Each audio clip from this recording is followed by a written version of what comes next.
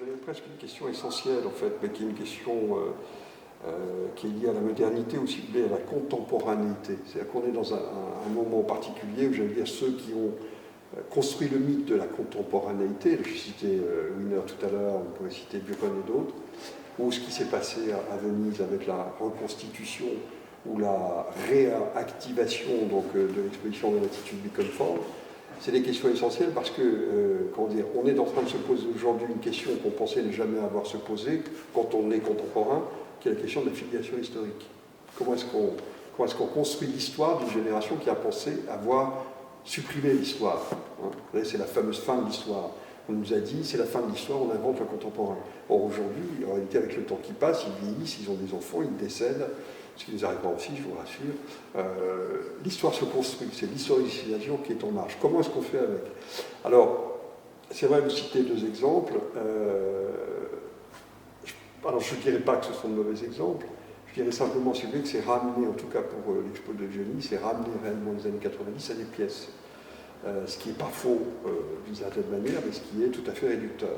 C'est-à-dire que quand on regarde, en effet, qu'il s'agisse de la génération qui fait la jonction à la fin des années 80, début des années 90, c'est ceux qu'on citait en introduction, les Américains ou les Allemands, dont commandait un Fraser, Farid Armadi, enfin tous ces gens-là, qu'il s'agisse de la génération qui va arriver immédiatement après, des Parreno, des González Foster, des Liam Gillick, des Rifkrit. Dans les deux cas, la finalité du travail n'est pas la production d'une pièce. Dans les deux cas.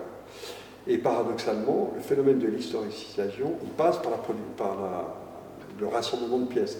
Alors il y a des effets, dans le cas de Johnny, on va dire des effets, parce qu'il est très doué pour ça, de réactivation de l'accrochage des pièces. C'est-à-dire qu'il essaie d'être inventif sur la réactivation des pièces, quitte d'ailleurs à inventer des accrochages qui n'ont jamais existé. Mais bon, on ne peut pas en vouloir un curateur, c'est son job. Ou alors, on verra à Metz, où quand même la question essentielle, pour l'avoir suivi un peu, a quand même été d'avoir les pièces. Le parti pris de Liam, il est différent.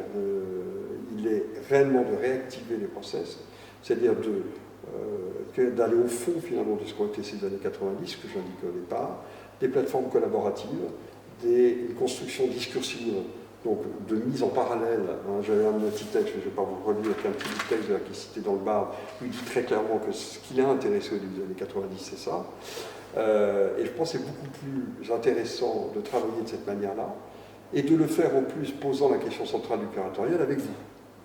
C'est-à-dire que s'il avait posé la seule question du curatorial avec moi, on se serait, je pense, un peu ennuyé. Il faut être assez clair. On n'aurait pas pu parler de réactivation dans la mesure où lui et moi, on l'aurait immédiatement historicisé, de fait. Elle aurait été historicisée. En le faisant avec vous, c'est regarder avec une génération donc, qui n'est pas la nôtre, regarder ce qui s'est passé dans les années 90 et réellement de réactiver l'ensemble des process. Et de les réactiver en empruntant pas un chemin qui serait du domaine de l'éthique, du marché et de la morale. D'une réactivation au fond, c'est-à-dire sur ce qu'est le curatorial aujourd'hui, comment il peut être considéré. C'est une question presque qui appartient à l'histoire de l'art, en fait. À l'Académie royale de peinture et de sculpture, donc vous imaginez, nous sommes au XVIIe siècle, il y a un grand débat. Le grand débat, c'est est-ce que l'art seul change la production des artistes, ou est-ce que la production des artistes et l'environnement intellectuel et théorique qui est le sien change aussi? Qu'est-ce qui change? Je pense que là, en l'occurrence, je ne pense pas qu'il y ait un phénomène de muséographie. Vous n'êtes pas dans un processus de muséographie ou de muséologisation de l'exposition. Je pense réellement qu'on est dans du in-between, c'est-à-dire que vous avez donc des pièces des années 90 avec des process que vous réactivez, mais vous le faites à partir d'un point de vue qui est le vôtre, réellement le vôtre. C'est-à-dire que la sensibilité n'est pas la même, l'environnement culturel, intellectuel n'est pas le même.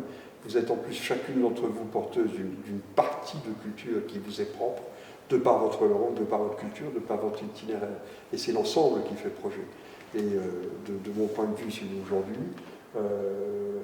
on est effectivement dans cette situation-là. C'est-à-dire que c'est pas l'exposition de Johnny, c'est pas l'exposition, on verra, de Stéphanie, d'ailleurs beaucoup plus que de Dominique. Je ne sais pas si. Ah, vous n'avez pas fait l'interview de Dominique encore, je crois. Non.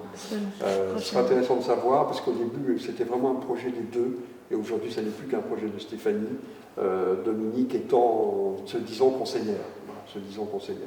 Donc je pense qu'à travers votre réflexion, votre expérience, et ce que vous allez entendre de Dominique, vous aurez peut-être un début de réponse. Moi, je n'ai pas de réponse définitive par rapport à votre question, parce que je pense que beaucoup, dans les pratiques curatoriales, il y a beaucoup de choses qui ne sont pas résolues, parce que quelque part, la pratique curatoriale, c'est une pratique maïotique, c'est une pratique réflexive, une pratique discursive, c'est une pratique qui pose un certain nombre de questions, qui essaie à travers les réponses qui sont celles de l'exposition, d'apporter effectivement un certain nombre d'éléments de réflexion. Mais je ne suis pas sûr du tout qu'on soit dans une sorte de, si vous voulez, un post-Deleuze, une tradition ordonnée de la vérité, et que ce qui est important, c'est d'apporter une réponse. Je pense que vous construisez la réponse en construisant le projet.